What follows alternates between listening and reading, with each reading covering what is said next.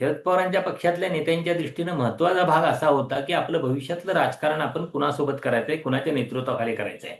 कारण शरद पवार यांचं वय पाहता आणि एकूण त्यांची सक्रियता राजकारणातली कमी झाली आहे, हे पाहता आपल्याला उद्याचं एक नेतृत्व निश्चित करावं लागणार आहे. नैसर्गिक न्यायानं किंवा स्वाभाविकपणे या पक्षाचं नेतृत्व सुप्रिया सुळे असायला हवं होतं. कारण ज्यावेळी एकत्रित राष्ट्रवादी काँग्रेस असताना त्यांच्याकडे कार्याध्यक्षपदाची धुरा दिलेली होती आणि ती कार्याध्यक्षपदाची धुरा दिल्यानंतर त्यानंतरच्या अध्यक्ष असतील असं एक चित्र स्पष्ट दिसत होतं.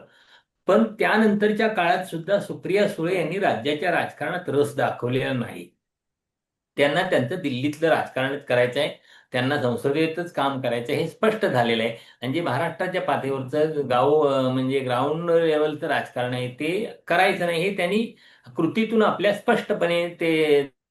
त्यामुळे अशा परिस्थितीत आपलं पुढचं राजकारण हे पुढचा नेता कोण असू शकतो, तर सरसकट सगळ्यांना मान्य होणारा नेता शरद पवारांच्या नेतृत्वाखाली काम करणाऱ्या लोकांचा नेता काही देवेंद्र फडणवीस होऊ शकत नाही किंवा एकनाथ शिंदे होऊ शकत नाही. स्वाभाविकपणे सगळ्यांना अजितदादांच्या नेतृत्वाखाली काम करायचं होतं. त्याच वेळी अजितदादांच्याकडून हा विलिनीकरण एकत्रीकरणाचा प्रस्ताव आलेला होता आणि त्यामुळे या सगळ्यांनी तयारी दर्शवली होती आणि जिल्हा परिषदांच्या निवडणुकाच्या नंतर हे सगळं घडणार होतं. दुर्दैवानं अजितदादा गेले.